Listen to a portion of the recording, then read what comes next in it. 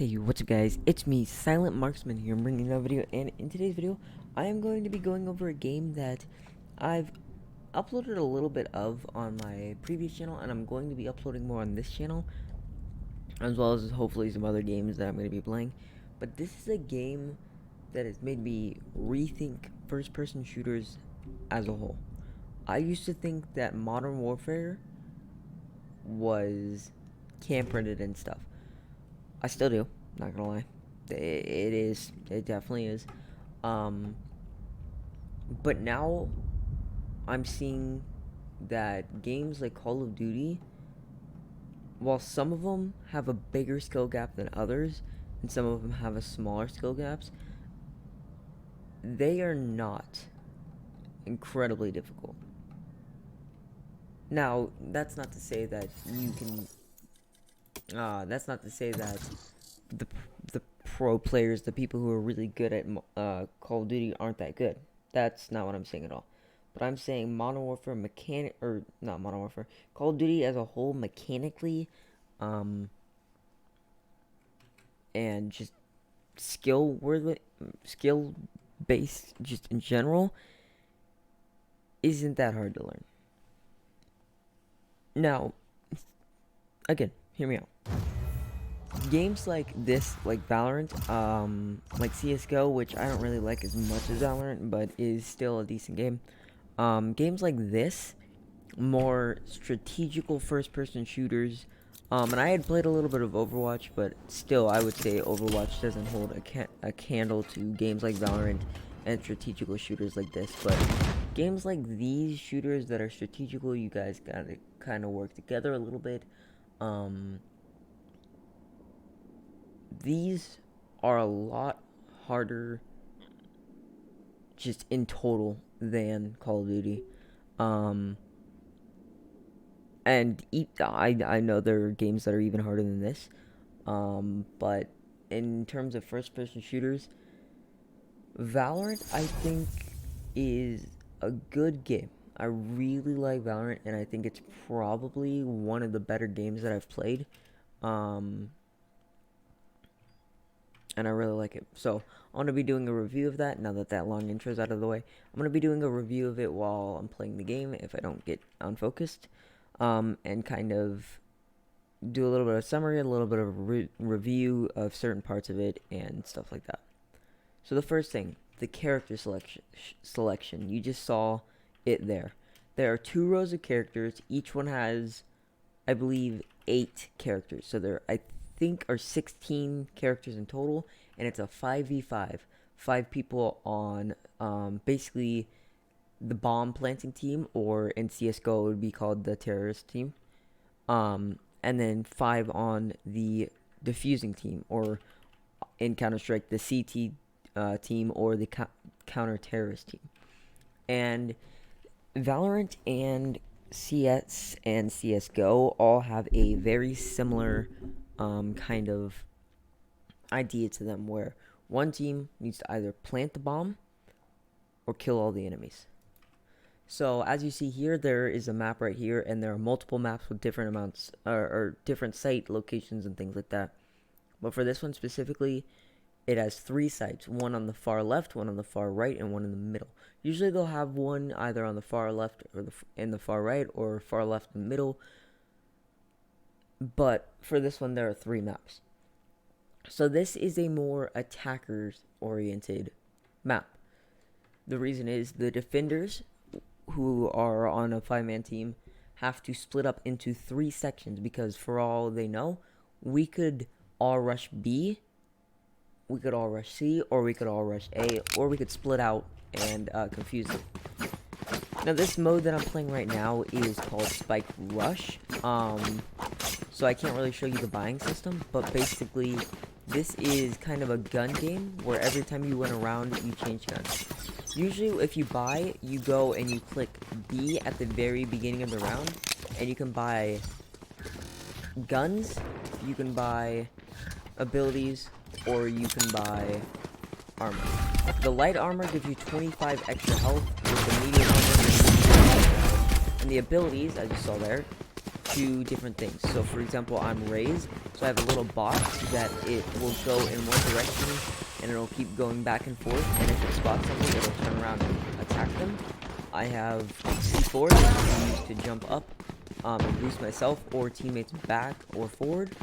And I have my E ability, which is basically a grenade that I can throw and it'll split off into multiple grenades, and each character has their own abilities. And there are multiple types of characters. For example, you see here is Sage, who is a healer type of character.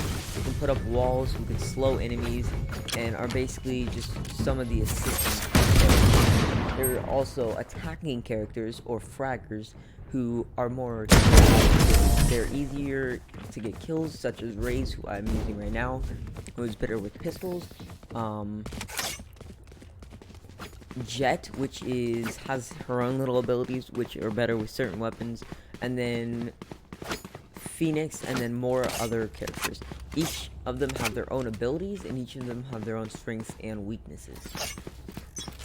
So the buy section is where you kind of need to spend your money strategically. So for each round, you get a certain amount of money. For kills, you get a certain amount of money. For defusals or planting, you get a certain amount of money. And for winning and losing rounds, you get a certain amount of money, with bonuses depending on if you won a certain amount of rounds or lost a certain amount of rounds in a row.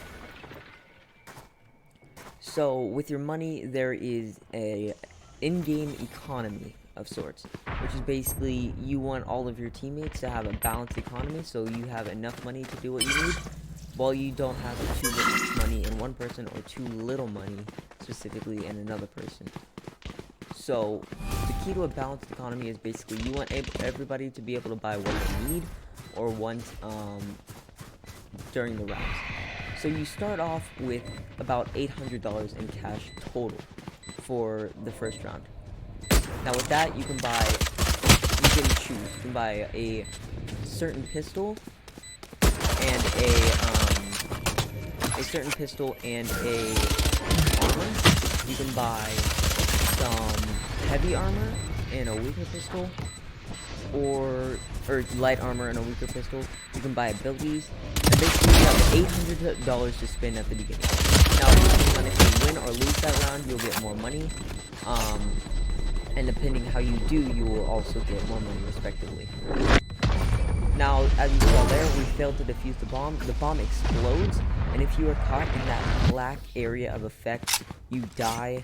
And usually if you're buying your weapons, you lose all of your weapons, and you have just the basic pistol, which is a single shot if you left click, and then if you right click, it is a triple shot. So it's kind of like a shotgun, but it's 3 pistol bullets. With the economy, again, there are different things you can buy, usually abilities, weapons, and armor. Now, there's also special abilities that you get from getting kills, or from actually defusing the bomb or blowing up the bomb. So this one right here is a special ability, and as you see, it ran out eventually. Which was kind of a waste, but I wanted to show you guys. And there are different special abilities for each. The healer can revive people. The person I'm playing has a rocket launcher, which does damage people. There is one for a character that can teleport. Now each weapon has their own recoil pattern. So for example, this one has a unique recoil pattern from the Spectre, which has an easier recoil pattern. Yeah, that's my ability right there. SMGs have different recoil than the Vandal, and so on and so forth. And there are 5 different categories of weapons about. So there are pistols, assault rifles, snipers, shotguns, LMGs, and SMGs. So 6 selections. Each one has 5, 2, 2, 5, 2, 2. So 5 pistols, 5 assault rifles, 2 SMGs, 2 shotguns, 2 snipers, 2 LMGs, and then 5 assault rifles. and depending on your situation, you're gonna buy one accordingly, and they each have their own separate prices. Depending, this is the plastic pistol, by the way, and I like that system because you have to balance what you need versus what you want. So you might need armor, or you're gonna get smoked like I just did. You might want the vandal. So the question is, do you have the money to get both? Are you gonna have to buy one? Are you gonna have to spread out your money? And you gotta kind of adapt accordingly to what you need to do. As well as this game having a little bit of a bloom effect. So after your first couple shots, for your first shot accuracy, you kind of have like a little bloom effect. So you can crouch to make the bloom a little less obvious, and a little more easily controlled. But for example, if I am spamming my pistol or an assault rifle while I'm running, it's going to be a lot less accurate, and it's actually going to be terrible to hit unless I get really lucky. Whereas if I'm crouching and standing still and I aim at the head, I'm almost always going to hit at least my first shot, if it's directly on their head. So it's kind of like the Fortnite bloom where you have first shot accuracy, but after that it is a little more random, but it's also more controllable. So overall, I like this game. It's more of a tactical game, so it's not really, you can't rush as well. You kind of have to stay back. It's a more opportunist game. You can't rush and get killed because you're going to get laid out immediately almost. Whereas you also can't just camp it out because they'll eventually kill you, even if you try and camp it out. So it's extremely difficult to find the balance, but once you do, you can get into the game really quickly.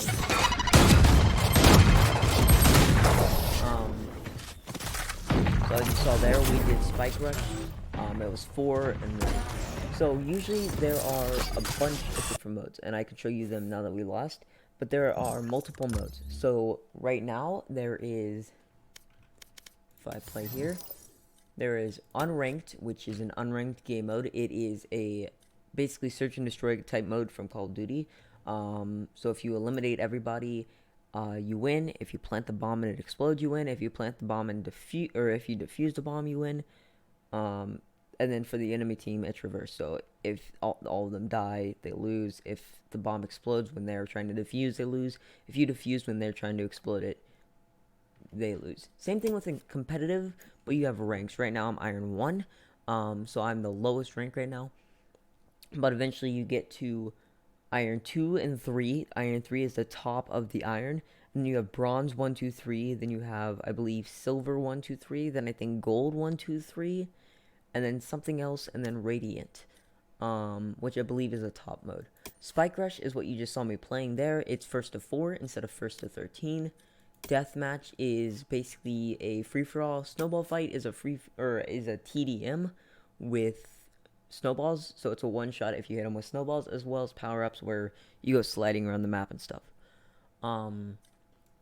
Overall, this game is the most, maybe not the most, one of the most tactical FPS games that I've played. Overall, it is really a well-rounded game that you have to be a well-rounded character. You can't just focus on one thing and win. You have to be able to adapt to your your choosing of your hero character, whatever you want to call it, to what your teammates shows. You have to have a good game sense. You have to know where people might be camping, where people might be rushing to. If you do this, what will happen? You have to be good at decision making, and you have to be good at a lot of different things in order to succeed in this game. So this game, while it is challenging, is extremely fun and will really test your ability to kind of just play in general. And just playing this game for, how long have I? 2 weeks. I've gotten better at not only this game, but I've gotten better at Call of Duty just because of how difficult or how strategic this game is. Call of Duty is now also easier because I can now make this strategical analysis, I guess, and it makes it easier to play Call of Duty because I have this knowledge from this game. So I hope you guys all did enjoy. If you did, please like button, consider subscribing. Upload every day. I'm not really sure what I'm gonna upload every day. I know I'm gonna be uploading Valorant. I'm probably gonna be uploading tips and tricks and stuff like that. But I'm gonna be uploading more stuff too. But I'll see you guys in the next video, whatever it is, and goodbye.